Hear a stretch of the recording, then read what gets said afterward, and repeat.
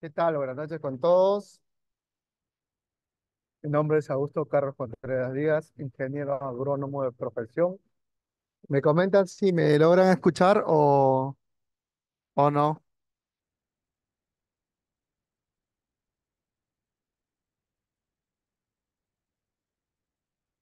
¿Me comentan si me escuchan?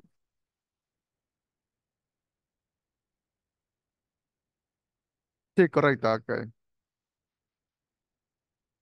Bueno, el hablar de diseños, hablar de colores en un jardín, estructuras, tenemos que comprender muchos, muchos conceptos básicos, pero primero debemos darnos una idea de los primeros, cómo nuestros antepasados idealizaban, ¿no? O tenían los tantos tipos de jardines que pasaron al momento. Vamos a tocar unos cuantos, no vamos a poder tocar todos. Pero colocándonos en la actualidad, ¿no? Son tomados como parte integral del medio a utilizarse. Sin embargo, no se le da la importancia de vida y justificación en la realidad que conlleva. Por ser tan necesario, es importante, cabe recalcar que no existe mucha información sobre jardines como tal, pero sí cómo nuestros antepasados han ido teniendo los jardines, ¿no? Eh, lo que existe, o sea, aplica en diferentes lugares, tanto de Guatemala, Europa, Asia, Perú, y entre otros. Los jardines tienen grandes enemigos como son las plagas, gusanos, aves, dependiendo hacia dónde vayamos, ¿no? Porque podemos tener jardines productivos, podemos tener jardines contemplativos, jardines de recreación, entre otros. Para eso debemos remontarnos un poco en la historia de qué es un jardín, ¿no? Es un espacio de terreno abierto, delimitado o sin ser delimitado, ¿no? Es un lugar, ¿no? Que tiene como objetivo, uno, recreación, dos, descanso, tres, placer y de producción, ¿no? Antiguamente, pues los árabes miraban, pues, que los jardines eran netamente, pues, para tener, pues, la intimidad sexual como un atelier. No todas las casas lo tenían, porque tener un jardín es mantener, ¿no? Eh, y que sea sostenible en el tiempo. Consiste en intencionalidad que tiene el objeto principal de contemplar de una forma, de una arquitectura verde. Casi podemos decir el tratar de recrear, construir o hacer jardines es como un arte. Transcurrir los tipos de jardines han pasado o han tenido diferentes formas, transmutaciones, según en el momento como lo veía. Desde las formas más antiguas, ¿no? Desde jardines muy sofisticados, como los jardines árabes, egipcios, entre otros, donde el centro principal era el agua o los espejos de agua, hasta aquellos jardines en donde cual modificaban las infraestructuras, le modificaban el medio, la montaña, la transformaba en terrazas, como los jardines eh, italianos, ¿no? O como aquellos jardines en la cual eran muy rígidos, cuadriculados, como los jardines franceses, ¿no? Y parte de los jardines ingleses. Pero las nuevas corrientes y vertientes aparecieron y se empezaron a desarrollar como una forma más naturalista, más de forma de ver al bosque, ¿no? Acá, por ejemplo, vemos un jardín egipcio, donde el centro o lo que acarrea la imagen, ¿no? Es el espejo de agua, ¿no? Y alrededor de él vemos las especies arborícolas, las especies, las plantas, árboles, animales que viven dentro de él, ¿no? Y encima que cómo va a desenvolver el ser humano ahí, más que todo vemos en una esquina, ¿no? Vemos en esta esquina eh, que va a ser de una forma contemplativa, ¿no? Era una especie de lujo y de gozo tener. En la Edad Media, ¿no? Era más que todo una forma más contemplativa de ver, de tenerlos, más de descanso, más de, un poco más de tener, un ratito, discúlpame, mira, más de descanso, más contemplativo, de no estar tanto era un lugar, un rincón donde se recreacionaba la persona o los dueños. Los babilónicos es una especie de jardín muy sofisticado de los antiguos sumerios, los babilónicos, tenían jardines colgantes, donde en la actualidad no encontramos tantas muestras de ellos, pero sí escritos donde nos mencionan que eran jardines muy interesantes, que tenían N variedades de especies, que lo principal también en estos era el traer el agua a estos lugares y mostrarlos, ¿no? Y enseñar la cantidad de especies que tengan, ¿no? Y tenían sistemas muy, muy mejorados, lo que en la actualidad serían sistemas de irrigación altamente tecnificados, como lo que sería las técnicas hidropónicas, ¿no?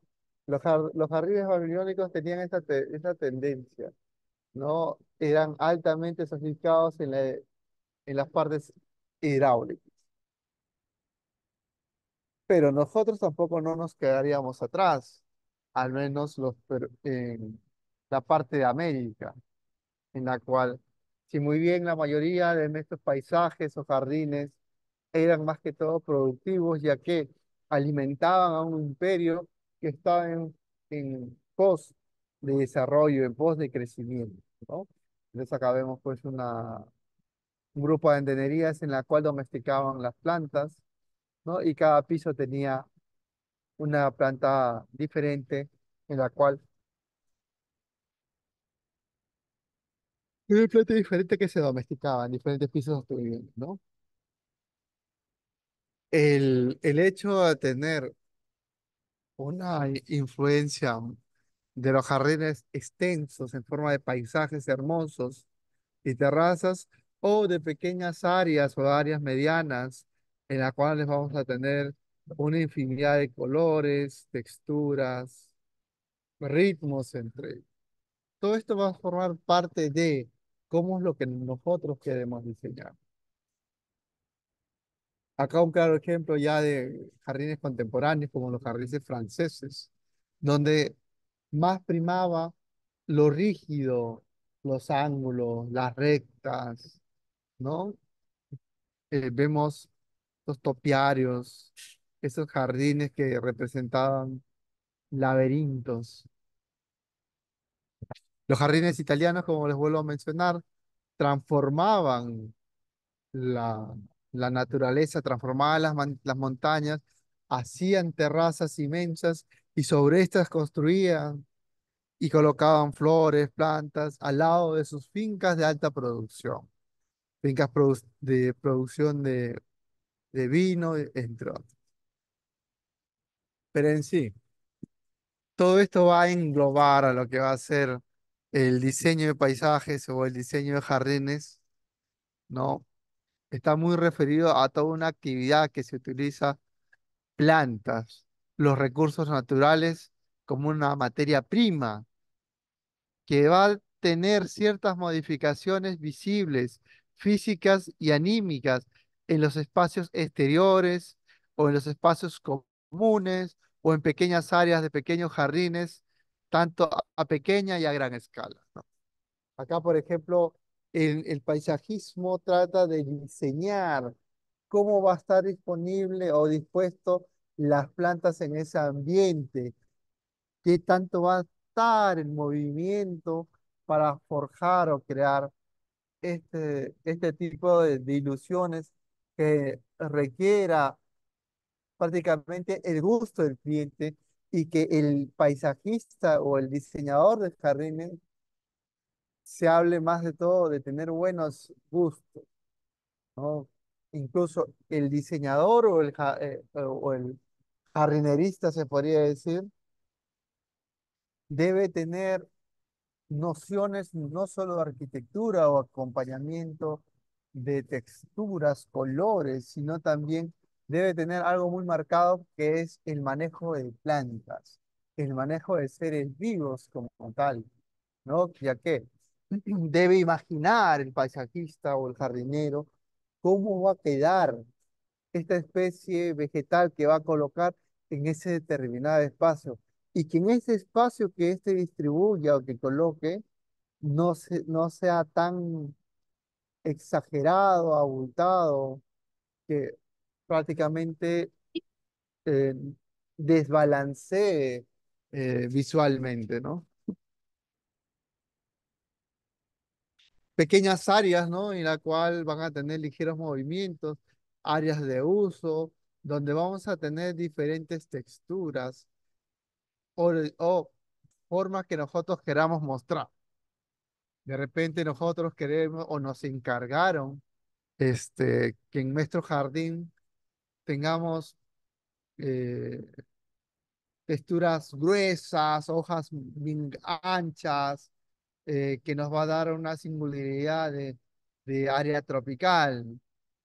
O vamos a tener plantas suculentas o de testía tipo heliófitas o bromélicas, que van a ser plantas de ambientes desérticos. El espacio, como les hemos mencionado, pueden ser espacios pequeños, jardines, mini jardines, espacios grandes como parques, plazuelas, que van a estar acompañados de diferentes estructuras de cemento o inmobiliarias, donde vamos a tener mesas, banquetas, pérgolas para ninfos. Va a depender mucho de la extensión que se quiera tener. Va a depender mucho también de la disponibilidad de recursos que nosotros tengamos en el medio. Todo esto vamos a tener que conjugar. Todo esto nosotros a tener que hacerlo más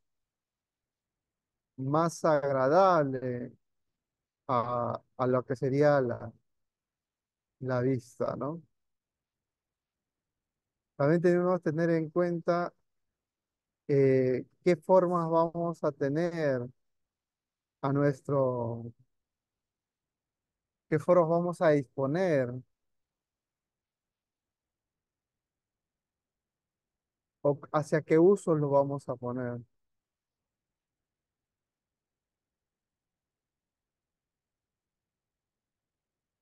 ¿Qué cosas vamos a tener? ¿Qué usos vamos a tener? ¿Qué colores vamos a representar en esa área?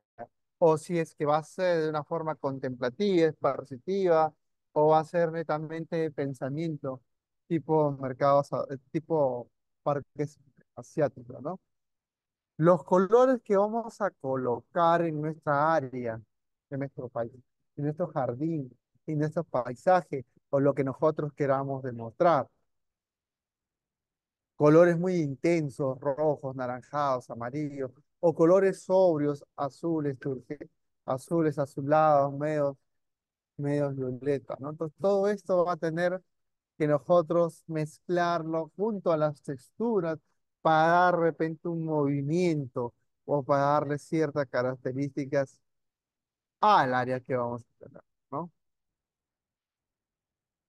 Como les vuelvo a mencionar, eh, nosotros en un espacio pequeño, en un jardín, vamos a tratar de resaltar algo en este jardín, en este espacio, ¿no? No como en un espacio tan extenso que puede ser un parque, una plaza, donde va a tener diferentes puntos que van a equilibrar el ambiente extenso para poder uno dirigirnos o que nos llame la atención para que este sea entretenido.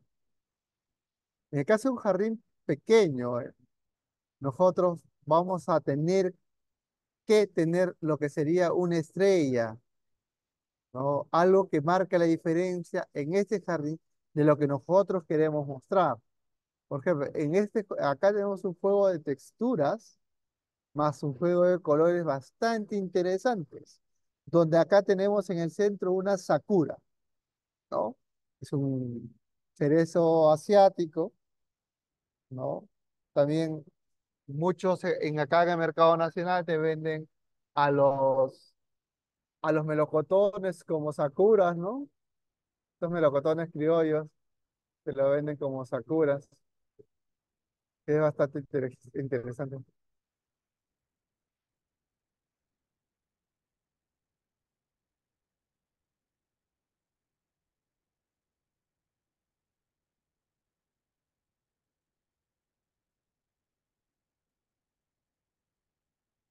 ¿No? Algo que nosotros queremos representar.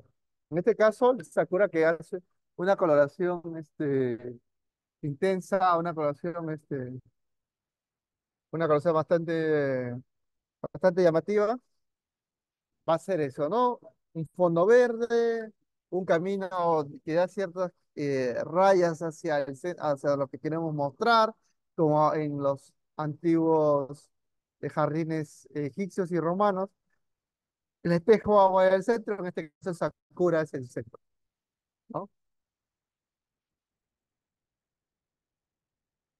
Las texturas, qué cosa o qué colores queremos mostrar, qué interfase vamos a nosotros realizar, ¿no? La utilidad que vamos a tener en nuestros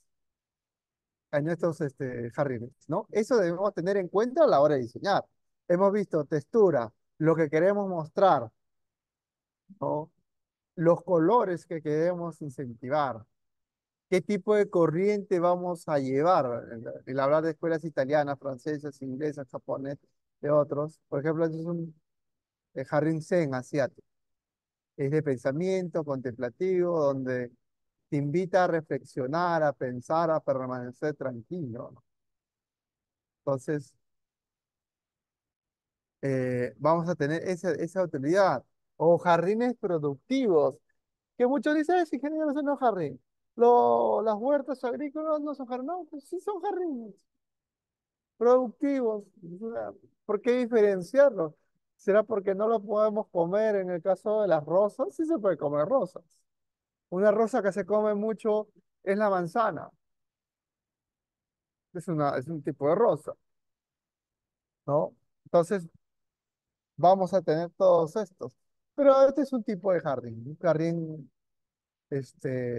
productivo de hortalizas de hojas, hortalizas del tallo, eh, frutos, etc.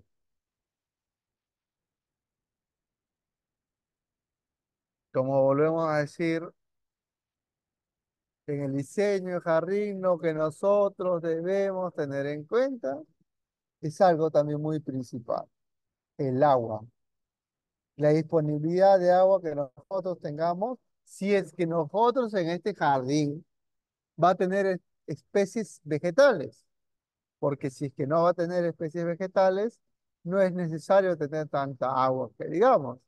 Pero si nosotros vamos a tener árboles, flores, una huertita hortícola por acá, vamos a tener piletas o estatuas, la casa en el centro, todo esto ¿qué vamos a requerir? Agua, ¿no? Y si, ¿qué especie vegetal vamos a tener? Si es de alto consumo de agua o es de bajo consumo de agua.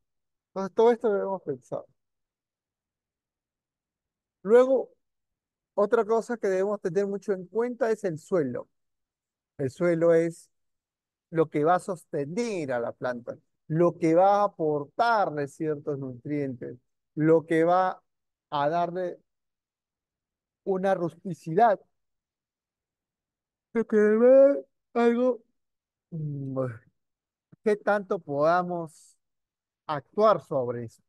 Aunque en algunos casos no sea necesario, porque si nosotros mezclamos tecnología como sistemas NFT, jardines verticales, entre otros, nos vamos a dar cuenta que no es tan necesario tener un suelo hasta cierto punto, o tener más que todo un piso que pueda sostener ya nuestras especies vegetales, ya sea hortícolas ornamentales, o sea, netamente en producción, tanto como las especies forestales, ¿no? Pero ahí, en un jardín, en el diseño de tanto, nosotros debemos tener en cuenta que las plantas, las especies de plantas que vamos a usar, si van a ser a plena luz, si va a ser a sombra, a semisombra, si van a resistir la brisa marina, si es que van a resistir brisa fuerte, si van a ser rústicas para producción, para crecimiento rápido, si van a ser estacionales de 3 meses, si van a ser anuales de 12 meses, si van a ser bianuales o van a ser perennes, si van a ser netamente arbustivas o arborícolas. ¿No? Todo esto nosotros debemos tener en cuenta para poder magnificar todo esto, ¿no? Entonces, nosotros vamos a detallar un poquito de las plantas que vamos a tener usar y más o menos qué colores podrían ir, qué es lo que nosotros tenemos que ver, ¿no? Dentro de las plantas ornamentales que vamos a usar, no solo ornamentales, dentro de las plantas que vamos a usar para el diseño de jardín. No hemos hablado de las anuales o estacionales, bianuales y perennes. Vamos a tener en cuenta el ciclo de vida de la planta. ¿Qué vamos a buscar? ¿La parte arborícola, la parte de flores? O si nosotros vamos a buscar en nuestro jardín, si es productivo, producción de frutales. Vamos a tener en cuenta los ciclos de vida de estas, ¿no? De aquellas especies que van a generar flor, que van a generar fruto y semillas, ¿no? O de aquellas especies que solo van a desarrollar estructuras eh, no tan llamativas, pero sí estructuras vegetales fuertes, pero sí van a desarrollar semillas como aquellas plantas sin flor, como las coníferas, pinos, acacias, cipreses, entre otros. Aquellas que se desarrollan por bulbos de forma propagativa, que la mayoría de estos son bianuales, como las cebollas, ajos, liliáceas o algunos poros, etc. Gladiolos, tulipanes, dalias, justamente que son estructuras reservantes que van a almacenar reservas suficientes para que las plantas que se desarrollan, las plantas que se desarrollan ahí desarrollen su ciclo y den lo que nosotros estemos buscando. La estructura vegetativa que ocupe un espacio o la flor que nosotros vayamos a ver en nuestro diseño, ¿no? Acá vemos el ejemplo, bueno, un tipo de ejemplo ornamental es estas lamiáceas, ¿no? Los cormos,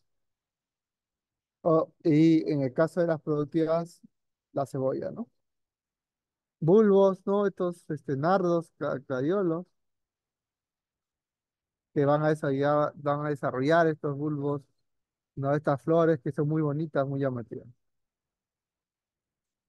Vamos a tener bulbos como las orquídeas, ¿no?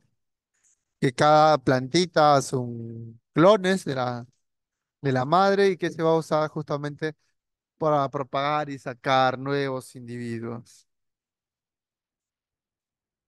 Las estructuras de propagación de estas plantas, las estructuras de propagación de estas especies vegetales.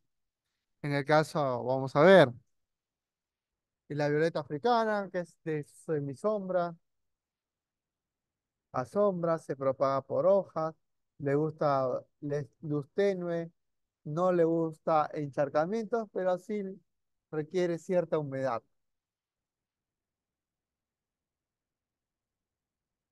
Vamos a propagar de hoja, vamos a hacer enraizar en un sustrato o en un medio eh, de laboratorio, vamos a sacar un individuo, va a estar libre de enfermedades, se va a propagar y al final la vamos a colocar a campo definitivo.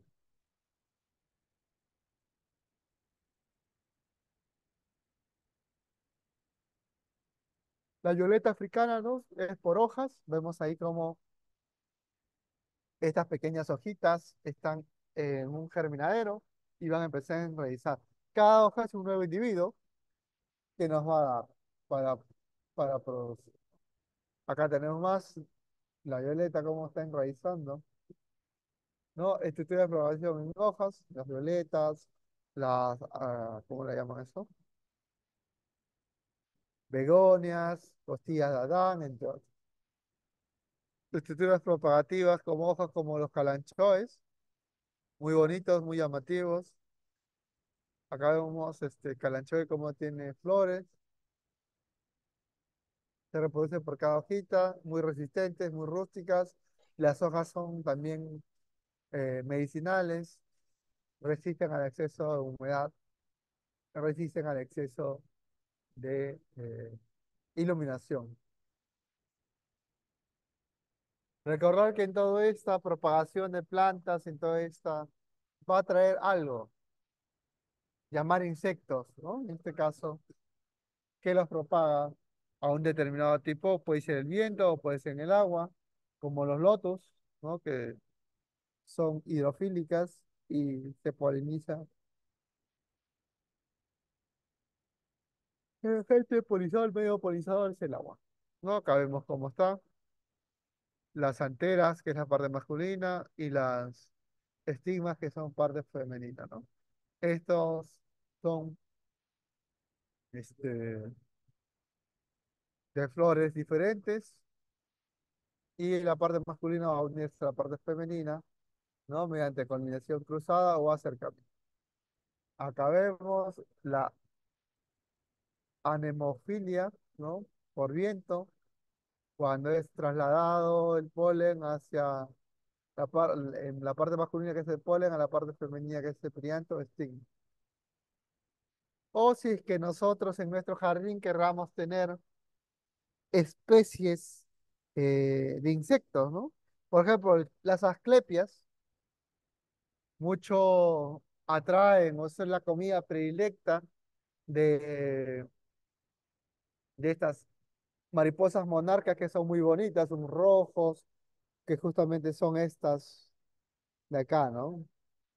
Las asclepias son el alimento predilecto, uno coloca en un macizo eh, las asclepias en pequeñas cantidades para que justamente atraigan a estas mariposas y estas mariposas adornen nuestro jardín de forma indirecta,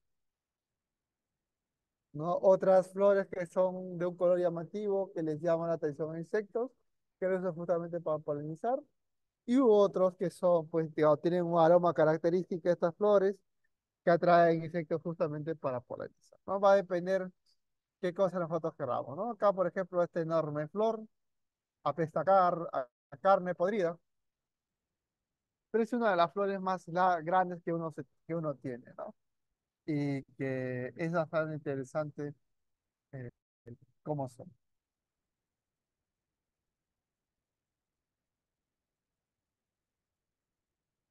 Especies de plantas que son atraídas o pues son polinizadas por aves, ¿no? Como el colibrí, ¿no? Justamente la característica de estas flores, que son largas, acampanuladas, que le sirven justamente al colibrí para que introduzcan su pequeño pico y pueda este polinizar. Otros especies como los cactos, que el agente polinizador son especies nocturnas, o en este caso el murciélago, ¿no? El murciélago va sobre la flor para intentar consumir el néctar y el polen de estas. La mayoría de la dieta de murciélagos son insectos y solo está muy relacionada con estas cactáceas como las pitahayas, como el San Pedro, como el caballero de noche. Estas flores, porque son tremendas flores largas, extensas, y el murciélago lo que va es por consumir el polen que hay adentro, el néctar ahí adentro, ¿no? Mezcla en su cuerpo el polen que va a ir llevando de flor en flor y la va a unir por la parte femenina para generar o perpetuar la especie vegetativa. La ecoevolución, ¿no? Insectos que van a ayudar a la planta para esto, como las microavispas en el higo, tanto en Carica o Ficus benjamina, que también tiene sus frutos como higo, ¿no?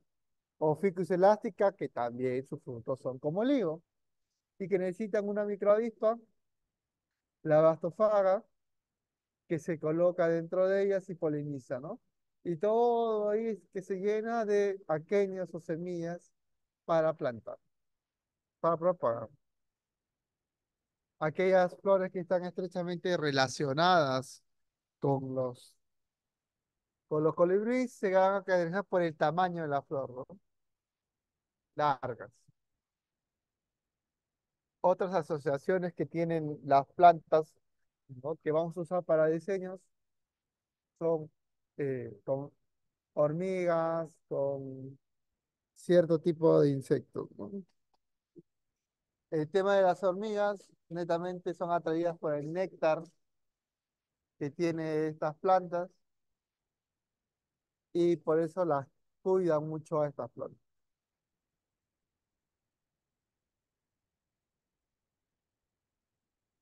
El mutualismo de algunas especies en la cual si se asocian para que estas crezcan mucho mejor.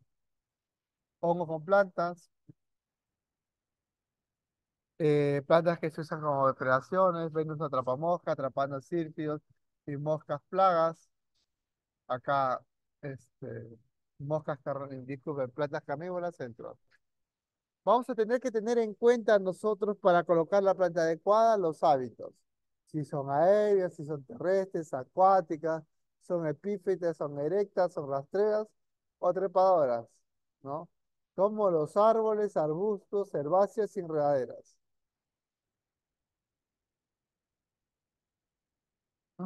La variegación es un fenómeno que regula la floración por sometimiento de las plantas a bajas temperaturas.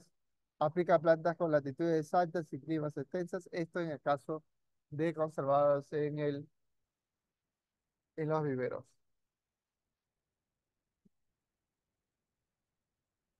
Esta respuesta evolutiva va a hacer que a una determinada temperatura, las plantas empiezan a florear o a elongarse. Un caso, claro ejemplo, es mucho las lechugas. El otro, claro ejemplo, también es el diente de león. Otro también un poco el tema de las calándulas, entre otros.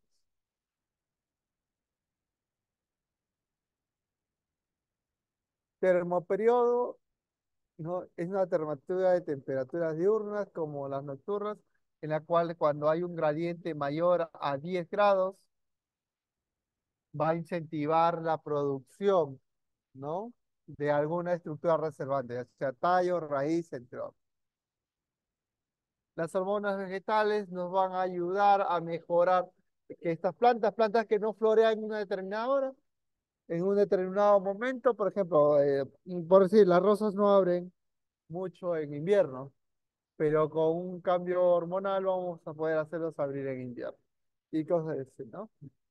La función de estas hormonas es inhibir el crecimiento. En algunos casos queremos que se queden achaparradas o muy pequeños, o en otros casos vamos a incentivar la inducción a sistemas con frío. Reduce el proceso de la semilla y la yema. Cierra las estomas de las plantas y aprende plantas que están estresadas. Bueno, tenemos acá unas hormonas como el ácido cístico, sustituye horas de frío, achaparra a la especie vegetal, lechugas, coláceas, coles, entre otras. Las oncinas incentivan a la floración, a la elongación y diferenciación de flores, plantas. Funciones de las oncinas es promover el crecimiento de tallos, inhibe el crecimiento de raíz, responsable de la respuesta de estímulos de dirección solar. Las gironini son sintetizadas en otras jóvenes, son transportadas a tallo y nos dan ciertas características de elongación o no elongación de la planta.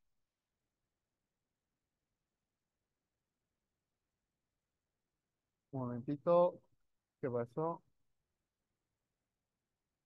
Ya. Las gironillas en algunos casos, en el caso de producción, jardines productivos, como las uvas, va a hacer tornar que una baya verde torne a madura. Lo mismo sucede con algunos frutos como el palta. La citoquinina, conocida como la hormona de la juventud,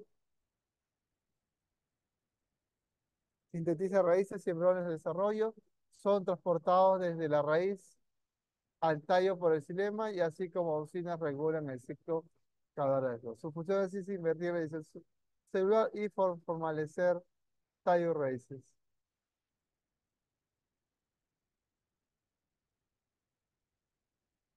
Características de esta hormona son luz fitocromo, citoquinina, se empieza a crearse, fotoperiodista hace largo, bajas temperaturas, el ácido axícico empieza a acumularse. Este crecimiento va a terminar en elongar la elongación celular, alargamiento de tallos, etc., en la germinación de la semilla para romper dormancias, en la floración para hacer un pre antes de la floración y el envejecimiento, ¿no? Para madurar, para madurar la estructura.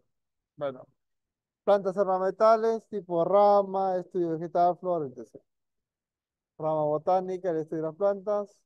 Tenemos a las plantas anuales y anuales, plantas comerciales como árboles, palmeras, arbustos, trepadoras, huéspedes, herbáceas y medio de desarrollo plantas del interior y exterior. Para nuestro diseño vamos a buscar o vamos a tener estructura verde ahí o vamos a usar flores muy llamativas, ¿no? Posibilidades de hacer los setos, granados, hojas brácteas llamadas como las bugambilias, que son muy llamativas, de colores, etc. También debemos entender si es que nuestro jardín va a estar en el medio, en el centro, vamos a tener en cuenta estas plantas, ¿no? Plantas de interior, sencillas, pautas para seguir válidas para todas nuestras plantas, mantenerlas alejadas de corrientes de aire. Cuando más desarrollado sea el ejemplar, mayor será su resistencia. Dejar que se aclimate al lugar y si pasado el tiempo no prospera, situarlo en otra ubicación más iluminada. Regar el sustrato, el suelo donde se encuentra ella, con moderación porque no les gusta el exceso de humedad, pero sí humedecerse. Regularmente en el entorno. Las hojas sí se tienen amplias, si se tienen amplias será mejor. Entonces ese va a ser un punto de partida para reconocer que si nuestro manejo o la planta de donde estemos yendo está llena bien. Plantas de interior, híspidas, espárragos, aucáceas, aglomeran, cianotis, Fleischmann, Diapsis, lúteas, Draceas, fragaceas, Dipsnamia amoria, Beuca cernas, recurvata, entre otros. Otras plantas de interior, a ver, Staphylium, Cindia, Asperum, Monstera, Gerdadres,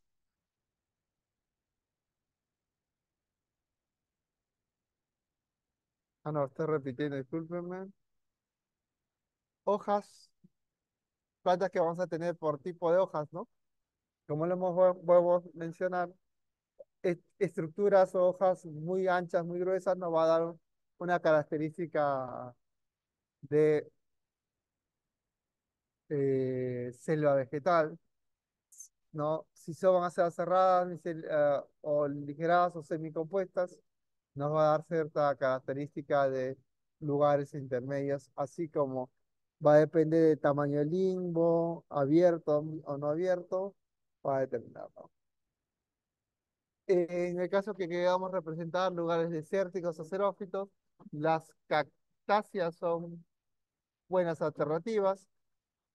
Si muy bien ellas no fotosintetizan por las hojas, que son justamente esas acuñas, esas uñas, esas espinas, que son hojas modificadas, no más los cactáceas se alimentan o empiezan a funcionar por el tallo. Acá vemos cómo está el A y el B.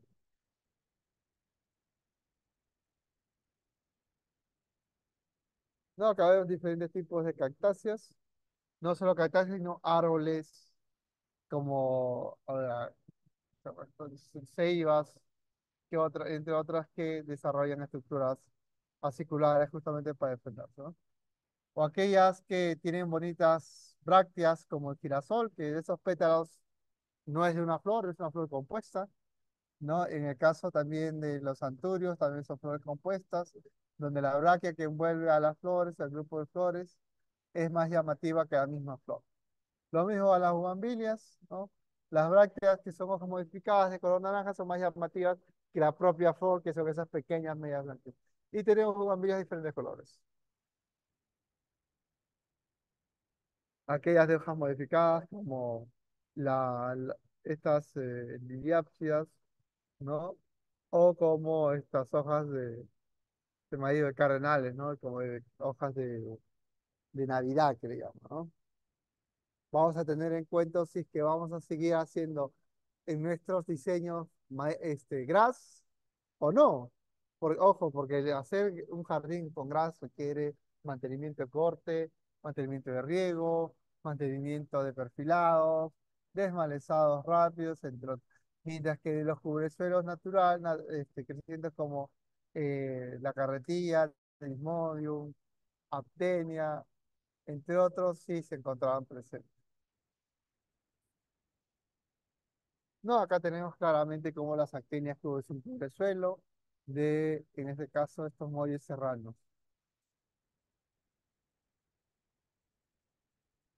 No, acá vemos el diseño, ¿no? De las actinias, cómo están como cubriendo el suelo, o dolichos en esta plantación de, a mi parecer, muelle costeño.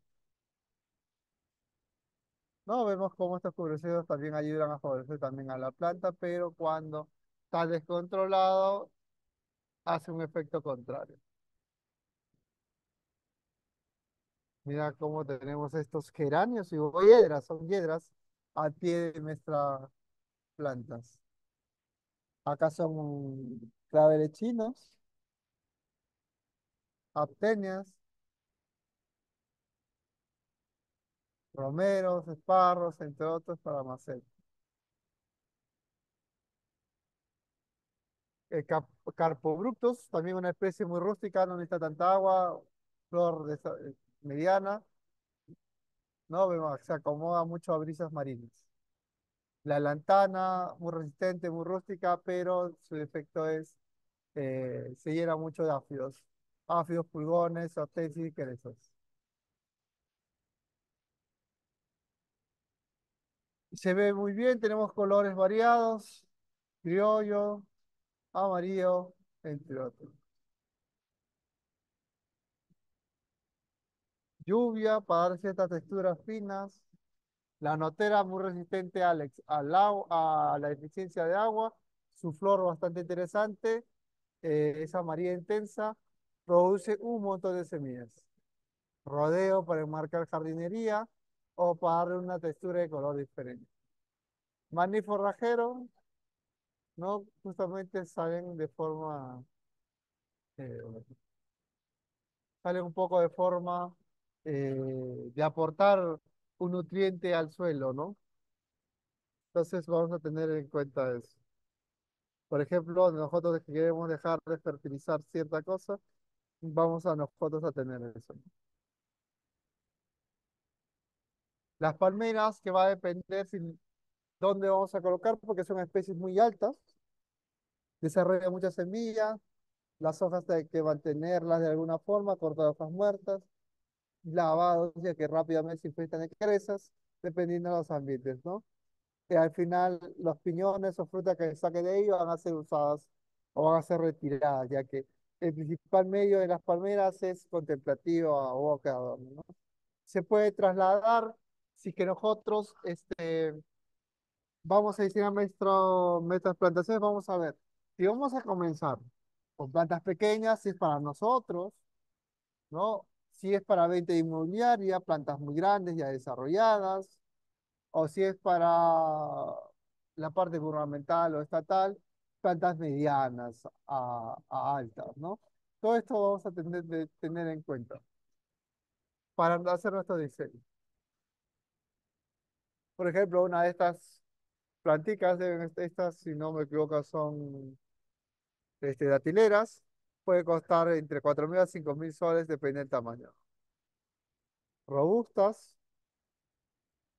que están capaditas, ¿no? Listas para ser trasladadas a otro campo. Si no me equivoco, yucas, cicas, botellas, washingtonias, cocoteros, hawaianas, ¿no? Plantas antiguas y que dan cierta característica y carísimas son las cicas. Acá vemos cómo son. Se pueden adaptar a diferentes medios. Plantas epífitas para dar cierta característica de secadez o exceso de humedad, ¿no? Que pueden estar pegados a los árboles, ¿no? Acá vemos estas tilancias para darnos una característica de ambiente desértico, ¿no? Las bromelias para darnos características de suelos tropicales con alta incidencia de humedad. Las orquídeas, que son plantas aerófilas que están diseminadas por todo lugar que tenga ambiente de sombra, ambiente de humedad, ¿no? Para que estas puedan sobrevivir. En el caso de las orquídeas vamos a tener enormes cantidades. Los tulipanes, que son de bulbo, el género Allium, tenemos diferentes representantes. El Quetzalcoatl, que son este lugar donde vamos a tener una mezcla de tulipanes con estas lamiáceas, ¿no? Esta turbencia, esta enredadera bastante interesante, ojitos de negro también le dicen, muy trepadora, entre otras. La tecomaria, arbusto, muy resistente, tanto a plagas, enfermedades, resistente al agua, flores llamativas. La podrania,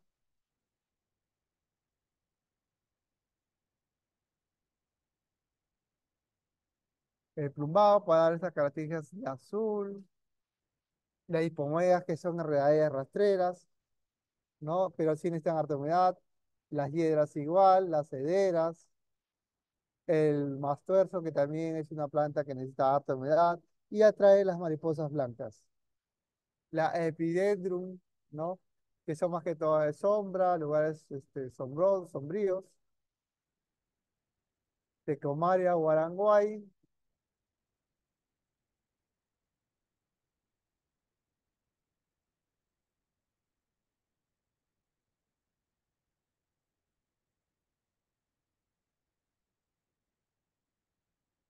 uy, discúlpeme, se me puede dejar de compartir, un poquito.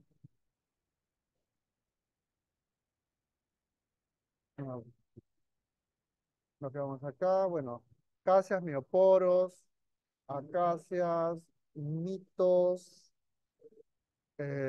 Dolosio negra, poncianas, estas especies arbustivas que se usan mucho para la parte urbanística. En nuestro jardín podemos tenerla, Olia europea también, Sambucus peruviano, tiene buena estructura y se usa también para la producción de plantas, para la producción productivas, o magnolias como las rosas, manzanas, ¿no? O moras, que sirven justamente, tal vez han agradado la fruta, pero también te produce un arbusto con características bastante interesantes,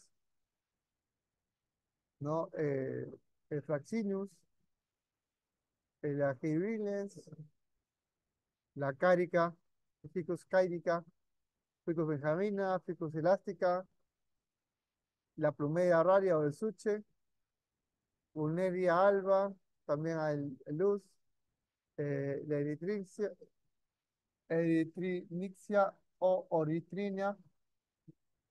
Todas estas especies que vamos a mencionar, que estamos mencionando, ¿no? Vamos a ser usados en estos espacios de nuestros jardines, pero también con cierta salvedad. Por ejemplo, esta planta, la Euphorbia candelabrus o candelabro, bota un látex que puede dejar ciego a una persona. No la recomiendo en jardines. También para diseñar nuestros jardines debemos ver qué especies vamos a usar adecuadamente y conscientemente. Otra especie bastante bonita y hermosa, pero no recomiendo debido a que es de esta saca la burundanga, ¿no? Que es una droga que puede, que oye, le dicen viola fácil, ¿no? Que se saca de estas flores. Entonces ya está prohibido en las áreas verdes sacarla o tenerla, ¿no? Es raro tenerlas. La melinia, muy interesante como insecticida. El eucalipto, mal usado en muchos casos acá en el país, ya que es una planta que requiere buena cantidad de agua. Dos, sus hojas tienen efecto alelopático a demás especies. No crecen muchas cosas a pie del eucalipto. Tres, crece tan grande que se desvieja y puede caer los brazos y lastimar pequeño. Para nuestro jardín debemos tener en cuenta la nutrición,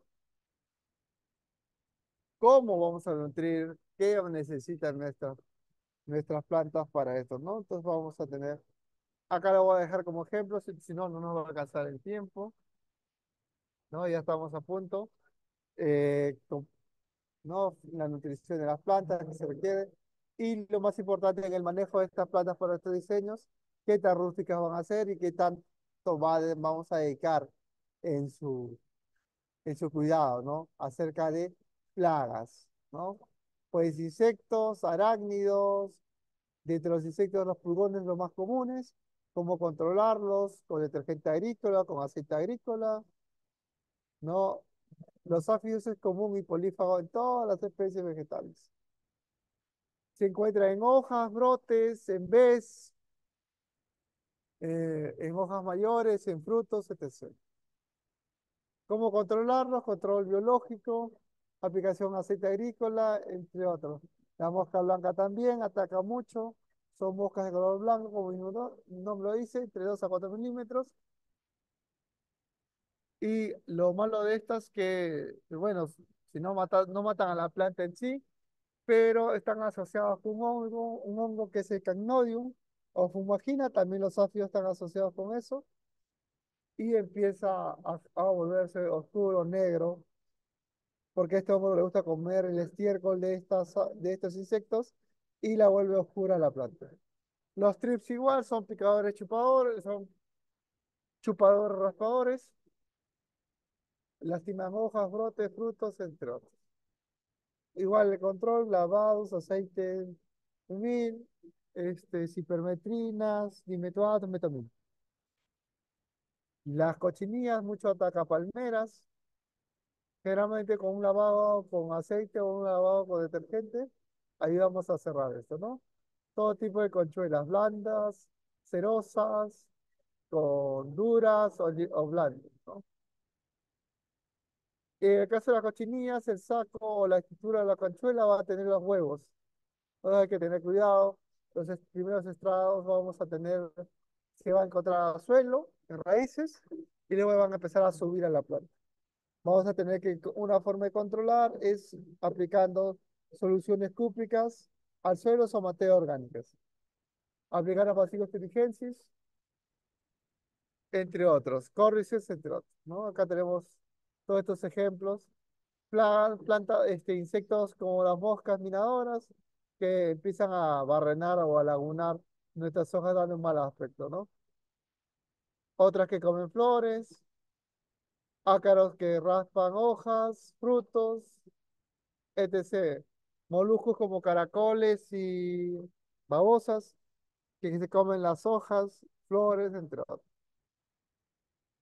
Crustáceos como el chanchito de humedad, que si muy bien, bien controladas con materia orgánica, no dañan a la planta, pero si no, empiezan a dañar.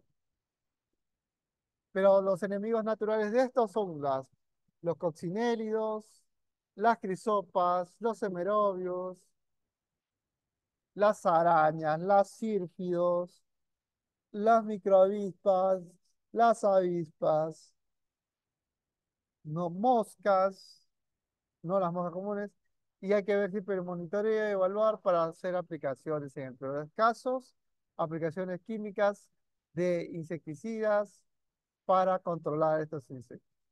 Recordar que cada vez que apliquemos, ya sea de forma local o extensiva, debemos estar bien protegidos, cascos, guantes, filtros de cara, botas, mameluco, entre otros. Muchas gracias. ¿Alguna pregunta del tema? O si no, procederemos a cerrar el curso. ¿Alguna pregunta?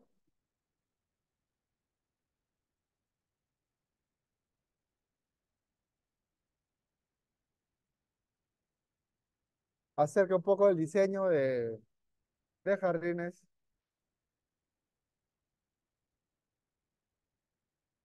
¿Alguna pregunta acerca del tema?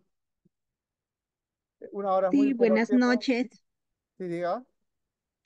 Este, en, acerca del diseño y el tipo de árboles que se puede poner en una plaza o el tipo de flores que se puede poner en plazas. Ah, ok. Por ejemplo, yo en la actualidad soy supervisor de áreas verdes del municipio de San Isidro en Lima. No, me encargo netamente del mantenimiento, diseño, cambios, de lo que es todo el tema de plantas. ¿Qué plantas podía colocar en una plaza? Dependiendo del uso que nosotros hagamos. Uno, si vamos a tener estructuras eh, con cemento, tenemos que darnos cuenta que en esta plaza el alcorque o el lugar donde va a estar nuestro árbol, en este caso, debe estar espaciado de la vereda, alejado. ¿Cuánto? Mínimo 2 metros alejado de la vereda para que cuando nuestro árbol crezca no suceda lo siguiente, que levante la estructura. Entonces, por ejemplo, mal se usa los ficus benjamina. Para mí no es la especie adecuada, es un arbusto que crece totalmente desordenado, sus raíces se empiezan a levantar estructuras, las veredas. Una especie que también usan erróneamente es la ponciana, que es bonita, sí, es bonita, pero erróneamente usan. He visto en 2 metros cuadrados una ponciana que tiene un, un tallo de aproximadamente 85 centímetros de ancho y las raíces a su lado logran hacer o logran reventar todo, ¿no? La mimosa es una muy buena planta de porte pequeño, arbolito de 4 metros, muy interesante. El meico mal usado en la actualidad, mal usado, porque no hay meicos de calidad, porque la mayoría de los meicos que nosotros vemos en el mercado, los plantamos y se terminan echando. No los recomiendo porque son en vivero, no han sido de ramas plagiotrópicas, sino han sido de ramas ortotróficas, ¿no? O sea, que son horizontales al suelo. No, las plagiotróficas son las que miran hacia arriba. Esas no se van a doblar con facilidad, como lo vemos mucho en muchos. No, que le coloco tutor y sí, sí, puedes colocarle tutor, pero no, su tendencia va a ser a estar inclinado, ¿no? Entonces hay que tener en cuenta. Mm, Podemos usar un olivo, ¿no? Podemos usar este, un guaranguay, pero el guaranguay también está muy usado, ¿no? De colores rojos, flores amarillas. Podemos usar,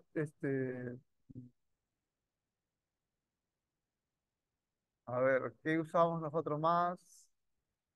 Tecomas, olivos, acacias.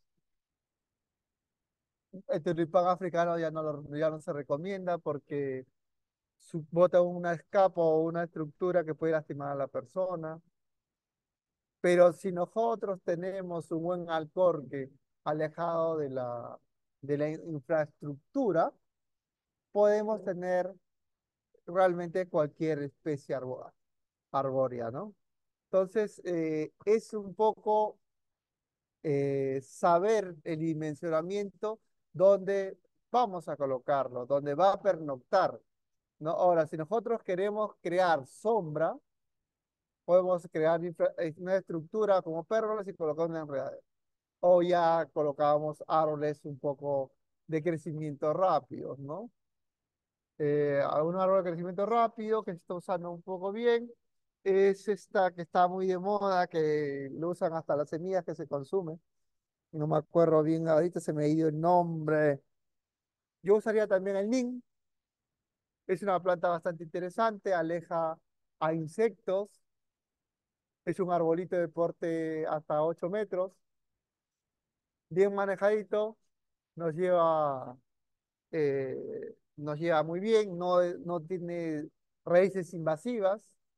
El eucalipto ya no se está usando, es muy exuberante, muy grueso, no te permite más allá de diseñar.